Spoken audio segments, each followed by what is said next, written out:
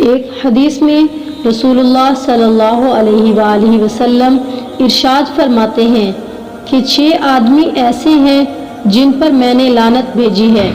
اور اللہ تعالیٰ نے بھی ان پر لعنت کی ہے۔ وہ 6 آدمی یہ ہیں: اللہ کی کتاب میں زیادتی کرنے والا، اور وہ شخص جو جبر و قہر سے اقتدار حاصل کر کے اس آدمی کو عزت دے جس کو اللہ نے ذلیل کیا ہو، اور جس کو اللہ نے عزت عطا کی ہو اس کو ذلیل کرے، اللہ کی تقدیر کو جھٹلانے والا، اللہ کی حرام کردہ چیزوں کو حلال سمجھنے والا۔ میری اولاد میں وہ آدمی جو محرمات کو حلال کرنے والا ہو اور میری سنت کو چھوڑنے والا۔ ایک اور حدیث میں آپ صلی اللہ علیہ وآلہ وسلم نے فرمایا: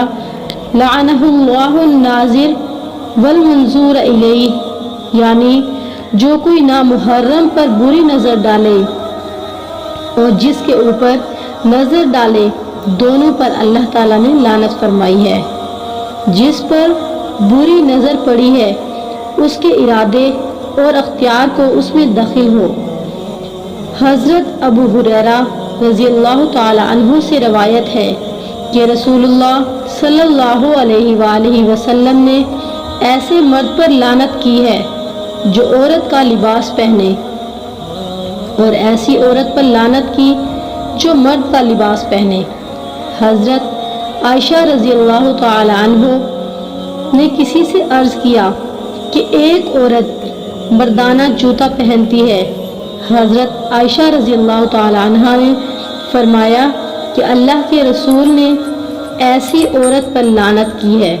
جو مردوں کے طور طریق اختیار کرے۔ حضرت ابن عباس رضی اللہ تعالی عنہ سے روایت ہے کہ رسول اللہ صلی اللہ علیہ وآلہ وسلم نے لعنت کی ان مردوں پر جو عورتوں کی طرح شکل و صورت بنا کر ہجڑے بنے، اور لعنت کی ان عورتوں پر جو شکل و صورت میں مردانہ پن اختیار کریں، اور ارشاد فرمایا کہ ان کو اپنے گھروں سے نکال دو۔ بخاری شریف میں ہے کہ حضرت عبداللہ بن مسعود رضی اللہ تعالی عنہ نے فرمایا کہ اللہ کی لعنت ہو گدوانے والیوں پر اور گدوانے والوں پر جو آئیبرو یعنی بھووں کے بال چنتی ہیں تاکہ بھویں باریک ہو جائیں، اور خدا کی لعنت ہو ان عورتوں پر جو حسن کے لیے دانتوں کے درمیان کشادگی کرواتی ہیں،